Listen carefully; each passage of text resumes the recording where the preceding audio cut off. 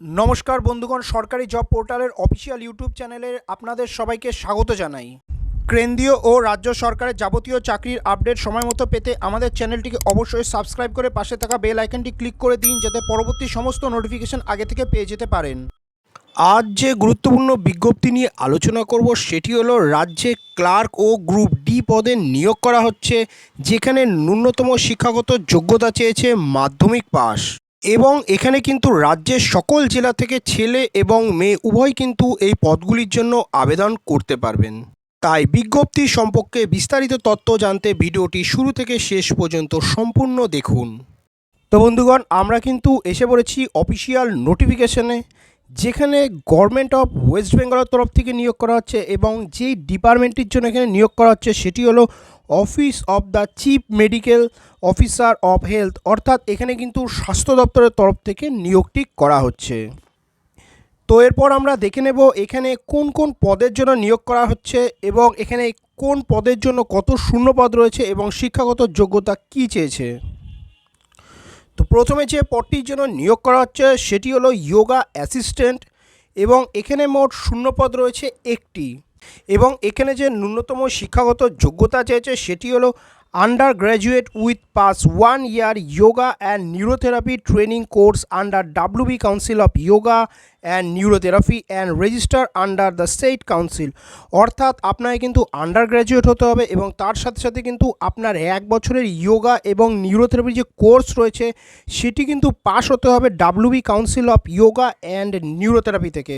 তাহলেই কিন্তু আপনি এই পদটির জন্য আবেদন করতে পারবেন। এবং এখানে যে বয়সের সময়সীমা চেয়েছে সেটি হলো 18 থেকে 40 বছর বয়সের মধ্যে হলে আপনি এই পদটির জন্য আবেদন করতে পারবেন। এবং যে আপনার যে বয়সটি রয়েছে এটি কিন্তু ক্যালকুলেট করা হবে 1 জানুয়ারি 2023 অনুযায়ী। এবং এক্ষেত্রে যে আপনার বেতনটি রয়েছে সেটি হলো 10,000 টাকা প্রতি মাসে। এবং পরবর্তী যে পদটির জন্য নিয়োগ করা হচ্ছে সেটি হলো যোগা ইনস্ট্রাক্টর মেল এবং এখানে মোট শূন্যপদ রয়েছে 15টি। এবং তার সাথে সাথে এখানে যোগা ইনস্ট্রাক্টর ফিমেলও নিয়োগ করা হচ্ছে এবং এখানেও কিন্তু মোট শূন্যপদ রয়েছে 15টি।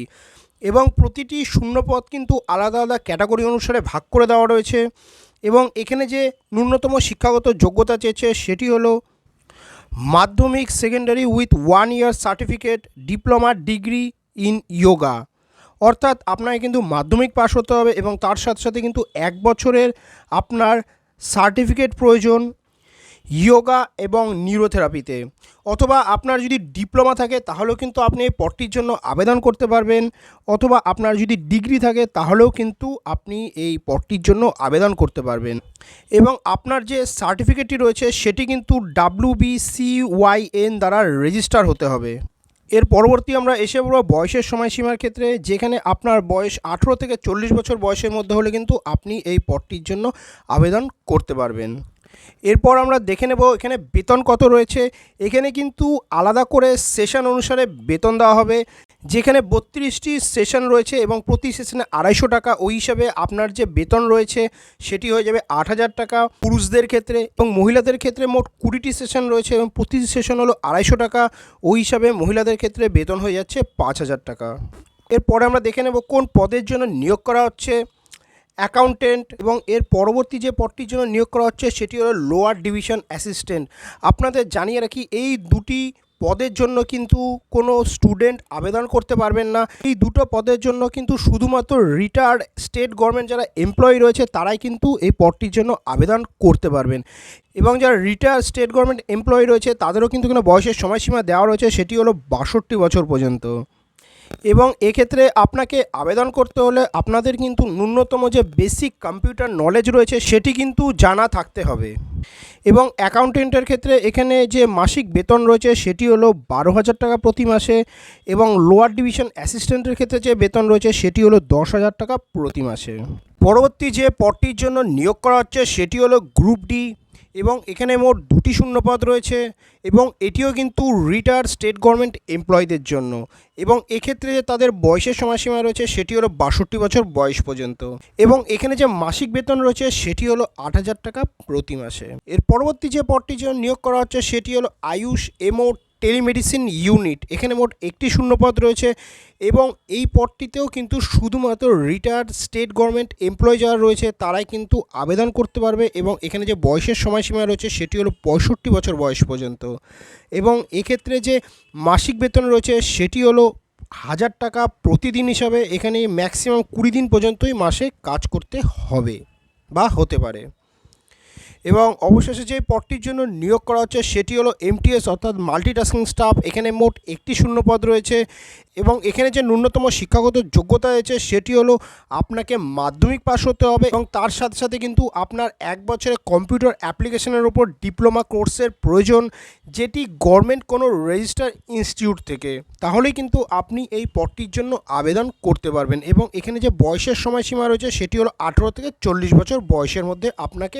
হতে হবে এবং আপনার বয়সটি কিন্তু ক্যালকুলেট করা হবে 1 জানুয়ারি 2023 অনুযায়ী এবং এখানে যে বেতনের মান রয়েছে সেটি হলো 500 টাকা প্রতিদিন এবং ম্যাক্সিমাম কিন্তু মাসে 20 দিনই কাজ করতে হতে পারে। এরপর আমরা দেখে নেব এখানে সিলেকশন প্রসেস কি রয়েছে। এখানে যে যোগা অ্যাসিস্ট্যান্ট রয়েছে সেখান থেকে যে সিলেকশন প্রসেস রয়েছে সেটি হলো এখানে সেকেন্ডারি থেকে থাকবে 10 নম্বর, এইচএস পাস থেকে থাকবে 10 নম্বর এবং যে আপনার যোগা এবং নিউরোথেরাপি যে ট্রেনিং কোর্স রয়েছে সেখান থেকে থাকবে 20 নম্বর। এছাড়াও যে ডেমনস্ট্রেশন রয়েছে সেখান থেকে থাকবে 5 নম্বর এবং ইন্টারভিউতে থাকবে 5 নম্বর। মোট যে নম্বর রয়েছে সেটি হলো 50 নম্বর। এরপর দেখে নেব যোগা ইনস্ট্রাক্টর মেল এবং ফিমেল যে রয়েছে সেখানে যে সিলেকশন প্রসেস রয়েছে সেটি হলো মাধ্যমিক বা সেকেন্ডারি থেকে থাকবে 15 নম্বর এবং যোগা থেকে যে ডিগ্রি বা সার্টিফিকেট রয়েছে সেখান থেকে থাকবে 15 নম্বর, ডেমনস্ট্রেশনে থাকবে 10 নম্বর এবং ইন্টারভিউ থেকে থাকবে 10 নম্বর। এখানেও কিন্তু যে মোট প্রাপ্ত নম্বর রয়েছে সেটি হলো 50 নম্বর। এরপর আমরা এসে পড়ব এমটিএসের ক্ষেত্রে, যেখানে সবাই আবেদন করতে পারবে। সেখানে দেখে নেব কোথা থেকে কত নম্বর রয়েছে। মাধ্যমিক থেকে থাকবে এখানে 10 নম্বর, কম্পিউটার টেস্ট থেকে থাকবে 40 নম্বর, এভাবে কিন্তু এখানে মোট প্রাপ্ত নম্বর রয়েছে 50। এখন আমরা দেখে নেব এই নিয়োগটি কোথা থেকে করা হচ্ছে। এই নিয়োগটি করা হচ্ছে ডিস্ট্রিক্ট হেলথ অ্যান্ড ফ্যামিলি সমিতির দক্ষিণ দিনাজপুর, অর্থাৎ আপনি যদি চাকরিটি পেয়ে যান তো আপনার পোস্টিং দক্ষিণ দিনাজপুরেই কিন্তু হয়ে যাবে। এরপর আমরা দেখে নেব এখানে আবেদন করতে হলে আপনারা কিভাবে আবেদন করবেন।